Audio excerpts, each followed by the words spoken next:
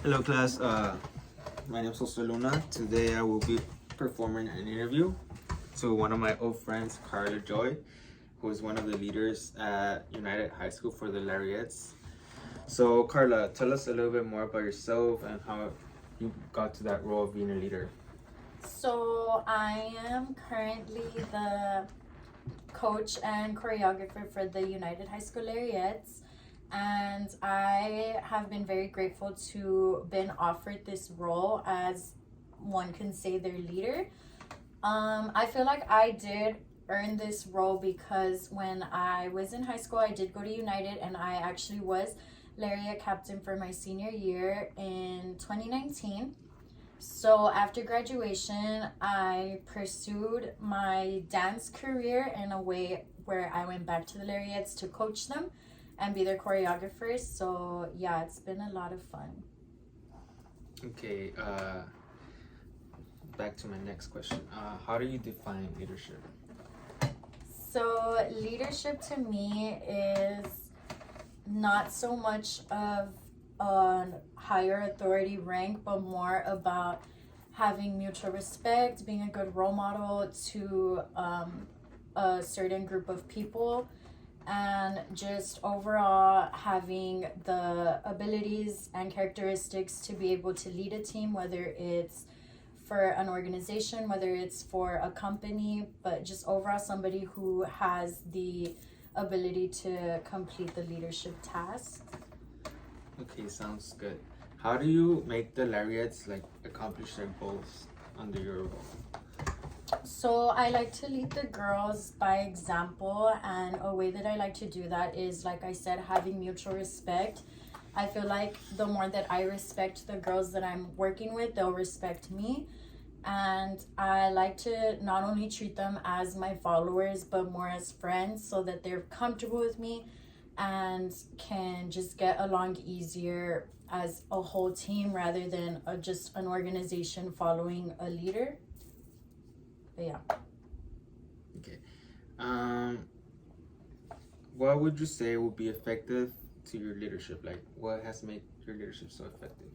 I feel like the way that I treat the girls, like I said, I don't like to treat them like I'm higher authority of them. I like to treat them more as someone that they can trust and someone who they can go to regardless if it's about dance or their choreography, but more as a mentor or a role model to them. So I feel like maintaining our relationship throughout the year and just always having positive aspects to each other helps a lot in my role as a leader and as their choreographer and coach.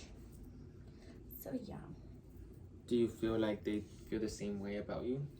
I would hope so, just because these girls are younger than me by, it can be 4 years, 5 years, 6 years, and so on. I like to feel like they can come to me for whenever they need to, but at the same time, I do want to maintain the respect that they have for me, because like I said, if I am a little too lenient with them or more as like just a friend to them, I feel like that would defeat the whole purpose of being a leader to them. But at the same time, I don't want to abuse the power that I have over them. I don't want to say that I have power over them, but I just don't want to abuse the authority that I have with them. I want them to respect me just as much as I respect them. Okay.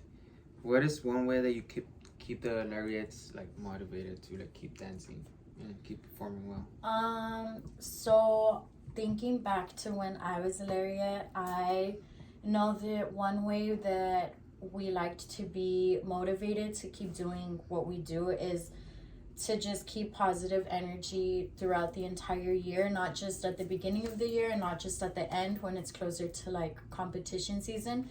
Just maintaining a positive environment throughout the year. And I feel like that goes a lot with maybe motivational speeches or team bonding exercises, but just a way to keep the girls upbeat and positive, especially because since they are younger girls, most of them teenagers, if not all of them are teenagers, but I know that they all go through things on the outside of dance, whether it's family, whether it's school, work, financial responsibilities. I know that they do have a lot going on, So yeah, I just like to make sure that they're motivated throughout the entire year and that they never lose their goal that they have in mind. So I try my best to keep them as happy and entertained as possible.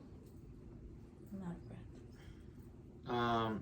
Talking back to like your competitions and stuff, do you feel pressure for when the competition comes, like for their performance to come out as well as you planned it, or there's no pressure at all? There is pressure. There's always pressure when it comes to competition season because we work all year for this, and just watching your work come to life, I guess you could say, like on the floor, it's motivating for me, and it's also, I feel like it's motivating for the girls to see how far they can make it in competition. But there is a little bit of pressure in the sense that we feel like since we put in so much work, it's like right then and there where they have to prove what they've been working for. But at the same time, I don't like to put so much pressure on the girls, and I don't want them to feel unmotivated or scared when it comes to the day that they compete or perform. I want them to feel as calm and relaxed as possible, but at the same time with as much confidence as they can. But I don't necessarily like to put too much pressure on them because, like I said, they're just young girls and they probably have a lot more going on. But I try my best to keep a positive mindset throughout the whole year. So going through the process of like competitions and stuff, you as a leader obviously have to like have the ability to know what kind of abilities the lariats have. How do you like determine that? So I start coaching and seeing the girls early on in the year, probably like in September or October, versus when our competition season isn't until March. So I see them about 6 to 7 months before they compete. So I have time to work with them and see where they need to improve, exactly what they need to do to improve, and how we can do it in a calm and effective way. I don't like to rush things with the girls, but at the same time, I do know that there's a goal to reach with a small amount of time. Like I said, it's like 6 months that we have to work with. But I feel like with my leadership skills and their leadership skills too, I like to think that they're all leaders in their own way. I feel like we can accomplish our goals as effectively as we can. It's just a matter of working together throughout the entire year, starting from the first practice to the very last practice that we have.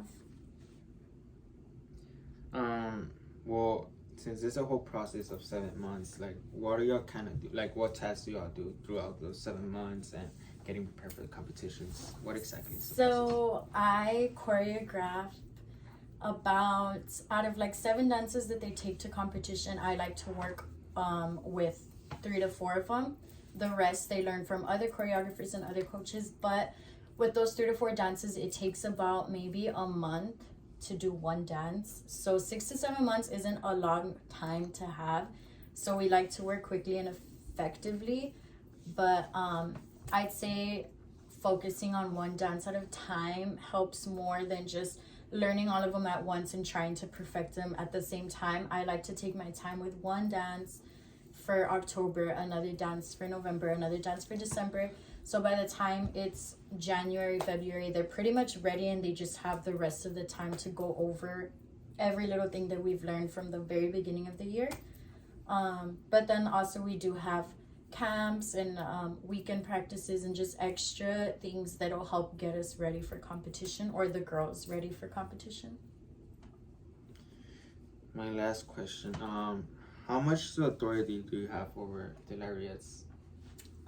So right now, I know I do have authority over the girls. Like I said, I am their coach and choreographer, but within the team, there is other forms of authority that goes into it.